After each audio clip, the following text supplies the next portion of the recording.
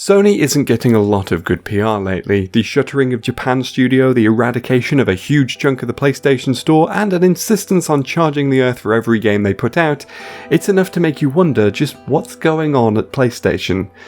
A few weeks ago, games journalist Jason Schreier published a report leaking info about what's going on behind the scenes, and the reality is, as always, rampant greedy capitalism. The report claims that Sony is doing its best to move away from smaller, weirder projects and more towards blockbuster releases. In other words, after witnessing Xbox getting mocked for only ever putting out Halo, Gears of War and Forza, they've decided the best way to directly compete with that is to also milk a sci-fi franchise beginning with H, their own Of War series and a racing sim. And Naughty Dog as well, of course. Speaking of which, one major claim in the report is that PlayStation are attempting to milk the success of The Last of Us by remaking the original game. And conveniently, my last video was all about remakes, where I made the point that often remakes happen because it's a way to realise visions that couldn't be realised with past technology. You should probably go watch it, it's pretty good. And also, it was a comment on that video that inspired this one. Anyway, my point is, this notion of remakes being a good way to bring games up to date with modern sensibilities doesn't quite apply to The Last of Us. In fact, the general reaction to a full remake of the game has been bafflement, with seemingly no one but Sony brass thinking it's a good idea. But why? Here are 6 reasons why The Last of Us doesn't need a remake. This make you all nostalgic? With game technology advancing, often games get remade so they can look closer to how the designers envisioned them because, let's be honest with ourselves and take our nostalgia goggles off, games from the past looked kinda terrible. Again, my last video was on Final Fantasy VII Remake, a game that really does show just how much games have advanced between 1997 and 2020. There was a logic to taking the Playmobil figures of Final Fantasy VII and turning them into actual people, and fixing it so that Aerith no longer claims that guy are sick. But The Last of Us? It looks great. It released at the tail end of the PS3 lifespan at the point where developers had cracked the cell processor at last and were using it to its full potential. What's more, Naughty Dog had already been surpassing other developers on the platform by this point with the Uncharted games, which also hold up to this day. Well, mostly, the first game has quite a few issues. On top of that, graphical advancement since the PS3 360 era has been incremental rather than massive leaps. We'd already gotten to a point in that era where people look like people, cars look sexy enough to take photos of in fancy surroundings, and you could see the stitching in a Sackboy's burlap body. All we've really improved in the intervening years is lighting and some animation techniques. Oh, and hair physics. Dear lord, that era had some bad hair physics. So it's no surprise that The Last of Us still holds up. Scenes like Sarah's death in the prologue or the farmhouse argument between Joel and Ellie are full of subtle expression changes that still hit as hard as any TV show or film, while the infected still look disturbing and unpleasant in all the right ways. Even for its era, The Last of Us managed to avoid the curse of brown and bloom that its contemporaries often fell into. Vegetation and building accents brought colour into a morose post-apocalyptic world at a time where a lot of other games had all the aesthetic kick of a parking garage. Hell, last year I made a video on the game in anticipation of the sequel, and at no point in my replay did I feel it had aged, despite it being 7 years old at that point. Sure, The Last of Us 2 has a ton of more technically impressive visuals, and I'm sure there are people who can, and likely will, nitpick a few textures here and there, but there's nothing that makes me feel the original needs a drastic improvement. I know it doesn't look like it, but this here is not a bad read. Perhaps they don't want to improve the game visually, and instead they want to make some changes to the story, maybe to align it better with its sequel. My main issue with this is that Neil Druckmann has another opportunity to revisit these story beats already, the HBO series. We already know that the team behind the show will be making changes to the story, with Druckmann contributing and adding ideas that weren't in the finished game. And because it's a different medium, there are ways to explore the story of The Last of Us in different and unusual ways. And if they don't work, chalk it up to being an adaptation, where adaptations always make changes. Some more so than others, admittedly. You put your name in the goblet of fire. But it does make me wonder what the point of revisiting the story in a remake would actually achieve. Druckmann is already getting the chance to revisit his story with the TV show. Why do it a second time in the exact medium that the original story was told in? Matter of fact, we just keep our histories to ourselves. Okay, so maybe the HBO show will change stuff up, but the remake could keep the story largely the same, but perhaps they could add some chapters to show more of Joel and Ellie's journey through the wilderness. I have one argument against doing this. It's called The Last of Us 2. You see, The Last of Us 2 was 10 hours longer than its predecessor, and boy did it feel like it. While The Last of Us was a compelling 15 hours of a journey with a man and a girl bonding along the way, the sequel was 25 hours of endless misery and suffering that I forced my way through just to see if it ever got as compelling as the original. Spoilers, it didn't. Let's be real, the sequel was not a crowd pleaser. In fact, I hear if you say the name Abby 5 times into a mirror, the internet will appear and shriek Neil Cuckman at you until you wilt into a husk.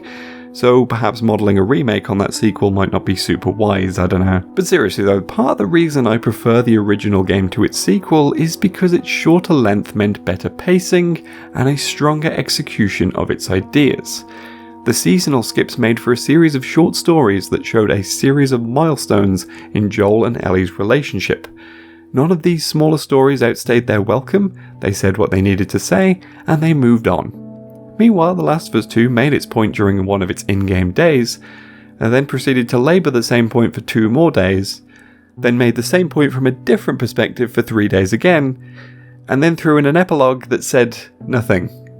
It wasn't a bad storyline, just way too long for what it was trying to say, and about all it achieved was making me sympathise with Ellie's tiredness at the end, because I too was exhausted and wanted it all to be over. I didn't sympathise with much else though, which is the game's central problem. My worry with adding to the story in a remake is that there aren't really any good places to place additional chapters, and what they could add would just be a pointless slog. Sure, we could have a sequence where Ellie gets an injured Joel to the neighbourhood we see in the original, but what would it serve for the story to see that? There are inevitably some months between the David fight and the bus depot section based on the weather, but what could be said with a chapter in between that the existing jump didn't already say? We go from a distraught Ellie being comforted by Joel to a sequence where her demeanour has shifted. She's been affected by the journey, and the simplicity of this moment works.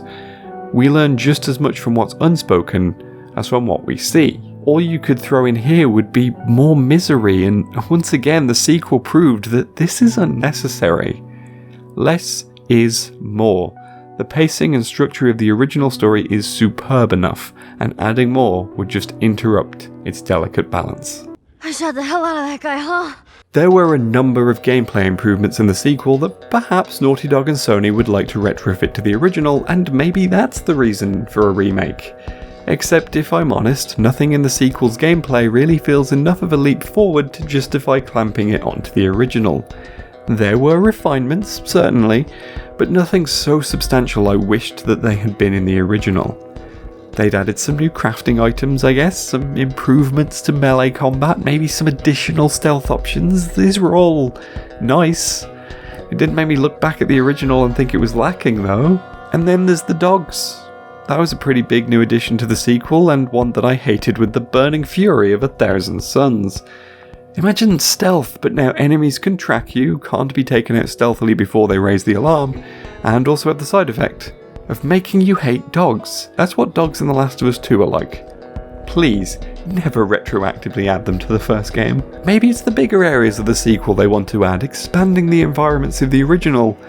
But once again, no, because these excessively large maps that you're often moving through very slowly were a huge contributor to the sequel's poor pacing. Retroactively making the original areas bigger would just be a detriment. Please, don't touch the gameplay of the original, it's fine as it is.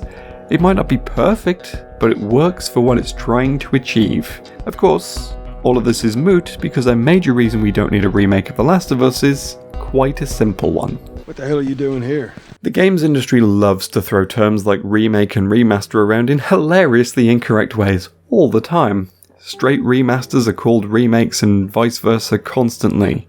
So there is a chance that this alleged remake, where the game would be built from the ground up again, might actually be a remaster, which is where you take the existing assets and give them a polish. Yes, there is a difference.